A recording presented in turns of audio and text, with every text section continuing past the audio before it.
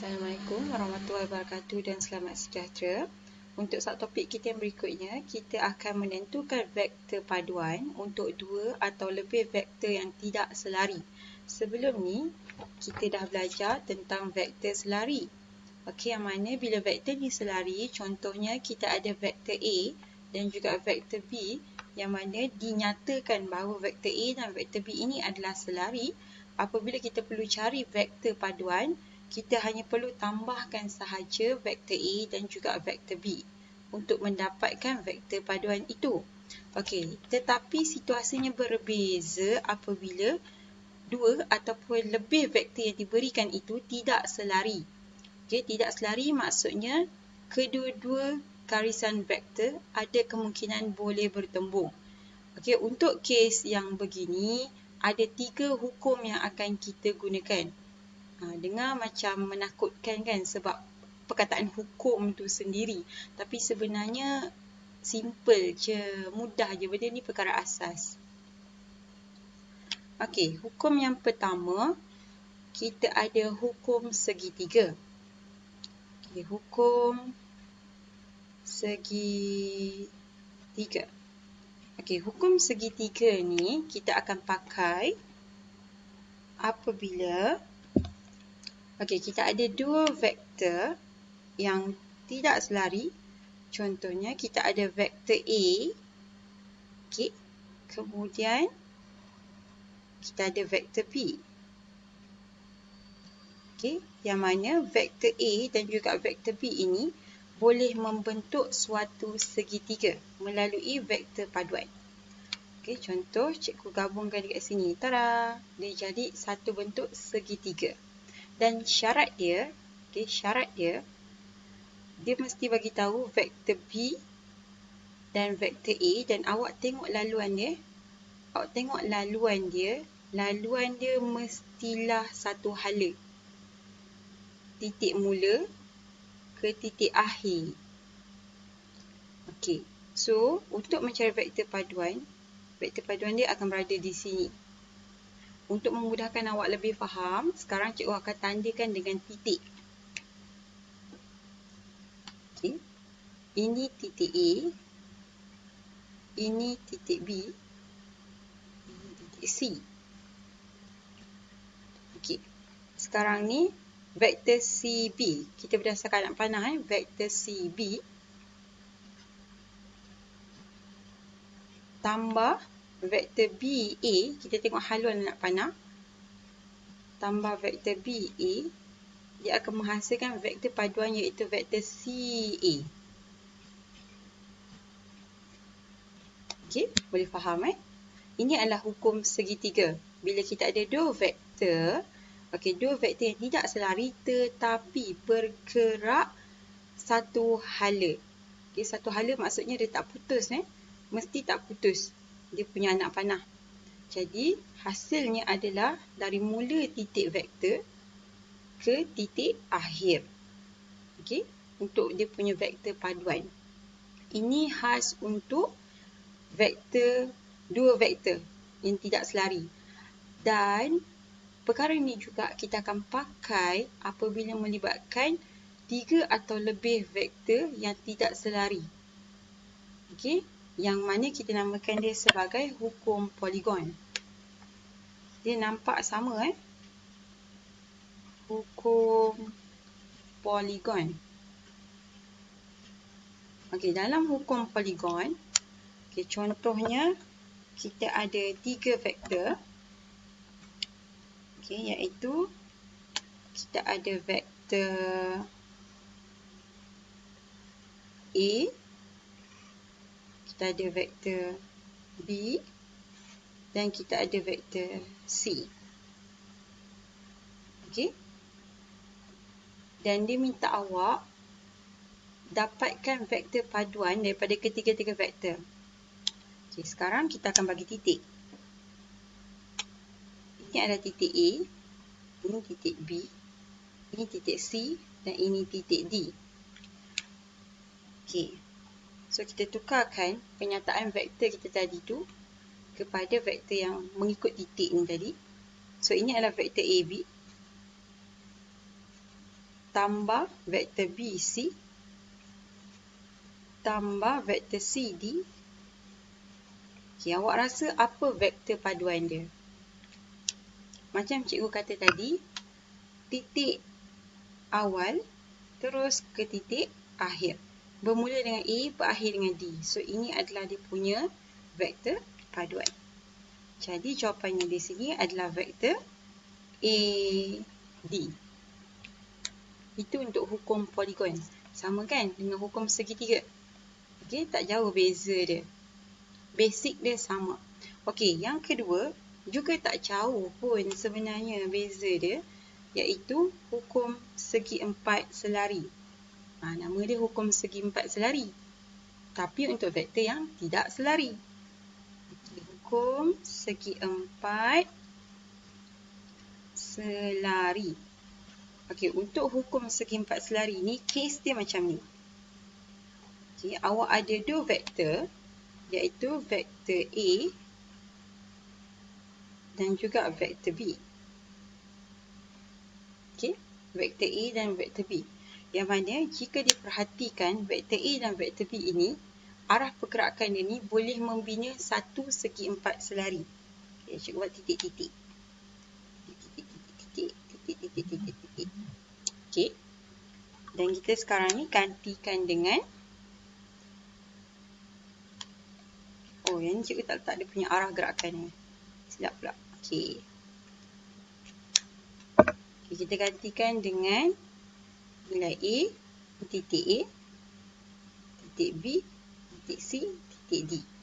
Okey, macam mana kita nak dapatkan paduan, vektor paduan untuk, cikgu buat ikut nak pandang, BA dan juga BC. Macam mana kita nak dapatkan vektor paduan?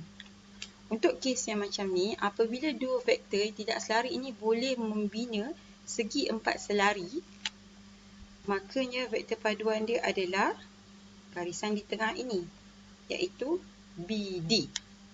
Dengar macam pelik, tapi itulah dia hukum segi empat selari.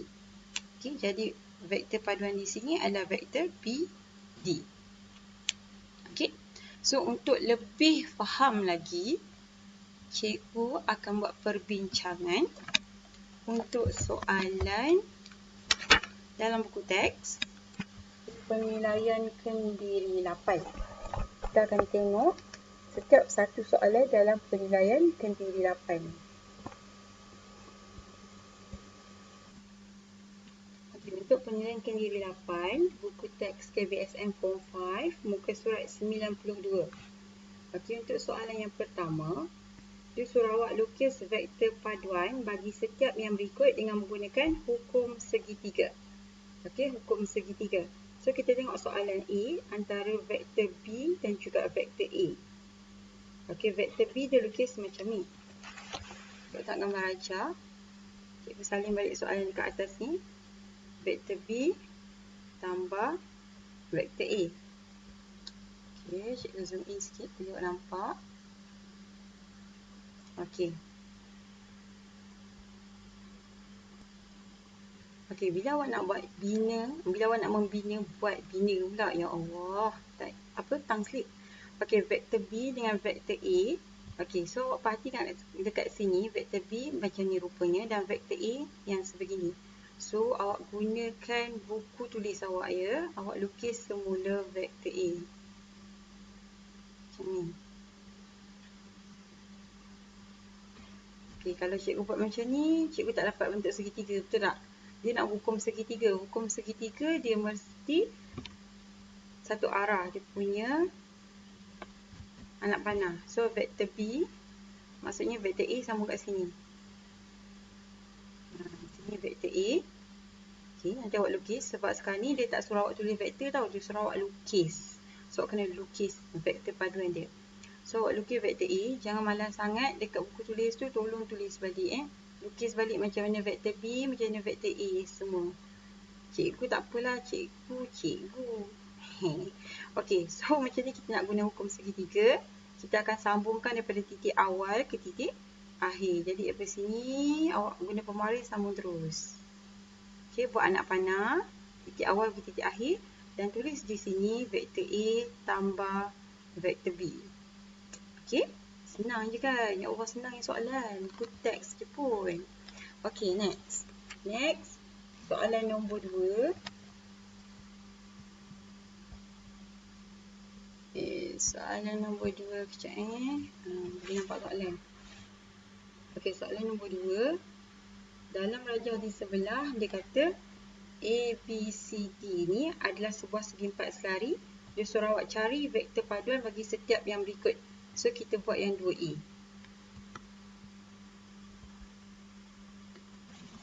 Okey, yang 2A dia nak apa? Cikgu tulis balik. Dia nak vektor AB tambah vektor AD. Okey. AB tambah AD. Jadi AB dekat sini, AD dekat sini. So ini kita nak pakai hukum segi empat selari. Bila segi empat selari, maksudnya arah dia tak perlulah bersambungan, arah dia boleh bertentangan. Kemudian vektor paduan dia adalah yang cross tu tadi. So sekarang ni vektor paduan dia adalah AC. Dia suruh cari, bukan lukis. So boleh conteng dekat sini, pastikan awak padam lepas tu. Dan awak terus tulis saja jawapan dia, iaitu vektor AC. Anak panah jangan lupa. Okey. Next, soalan nombor 3, iaitu soalan terakhir dalam penilaian kendiri 8. Dia bagi dekat awak hexagon. Kita nak canggih dia bagi poligon terus hexagon. Padahal sebenarnya untuk penilaian kendiri 8 ni tak masuk pun lagi tentang hukum poligon. Cikgu combine sebenarnya dua subtopik tadi. Okey, dia minta cari vektor paduan. Sekali lagi, cari, bukan lukis. Okey, cari maksud kita bertulis. Okey. So, soalan A, vektor paduan BA dan AF. Alright. Seronok sebenarnya homework kali ni sebab senang betul. Tak payah fikir panjang. Fikir panjang sangat. Ya Allah, tak nak naik gambar rajah ni. Tak ada. Naik sikit lah. Alright. Rajah ni dari A tak AF. Okey, so mana? So ini arah dia dah satu haluan. So kita boleh pakai hukum segitiga. Jadi itu punya vektor paduan adalah BF. Okey. Titik awal ke titik akhir. So sama dengan depan dia BF, anak panah jangan lupa. Itu untuk penilaian kendiri 8. Berdontom jatuh buku dan. Okey. So last sekali untuk hukum poligon pula, kita ada penilaian kendiri 9. Okey, kita ada penilaian kendiri 9. Okey, mana penilaian kendiri 9? Muka surat 94. Untuk soalan nombor 1, dia suruh awak lukis. Okey, so kena lukis dan label. Lukis dan label tembereng garis berarah mewakili vektor paduan bagi setiap yang berikut. Okey, yang A. Ambil kau, dia bagi banyak gila ni. A tambah B tambah C tambah 2D. Kita pilih balik. Panjang botol. Okey, A tambah B tambah C tambah 2D. Okey. So, kita boleh zoom. Alright. Okey. So, A tambah B. B kita mana B? B kita sini. So, buat anak panah pastikan dia satu hala. Kita start dengan A. Ni sambung B. Pastikan kotak korang sama Cikgu tak samalah kotaknya. Bodoh sikit. And then C. Lepas tu 2D. 2D kalau 1D macam ni. 2D so korang kena create 2. Apa gayanya. Dan punya ni. Dan macam je. Kita ubahlah buruk rupa Macam ni kita nak sambung. Okey. So kita ubah dia sikit. Asalkan dia satu hala Cuba kita start dengan B dulu. B kat bawah. Kemudian kita naik 2 untuk A. Okay, A. Lepas tu kita pergi ke C. C macam ni. C. Oops. Sambung pula. Lepas tu D. 2D. And then barulah kita boleh combine. Okay, jangan lupa C label, D pun label. Okay, jadi kita punya vektor paduan adalah di sini. Di sini, okay, daripada titik awal B ni, vektor B pergi ke vektor D. Okay, dan di sini awak kena tulislah. Okay, A, vektor A tambah, vektor B tambah, vektor C tambah 2D, vektor D. Okay, nampak tak cikgu tulis? Ke pensel je, nanti nak kena padam. Buku teks pinjam. Okey, last kali soalan nombor 2. Okey, soalan nombor 2. Dalam rajah yang berikut, okey, PQTS sebuah segi 4 dan PQRS sebuah segi 4 selari. A dan B masing-masing ialah titik tengah bagi ST dan QT. Okey, A dengan B, alright. So, dia nak PQ, QB, BA. Cari vektor paduan. Okey. So, untuk soalan ni, okey, dia nak kita cari soalan yang first. PQ tambah QB tambah BA. Okey, sekarang ni dia kata tadi segi 4. Okey, segi 4 adalah PQTS, segi 4. PQRS segi 4 selari. Okay. AB titik tengah untuk garisan ST dan juga QT. Alright. Itu statement dia tadi lah. Sebab awak tak nampak gambar rajah kan. So PQ arah sini. QB arah sini.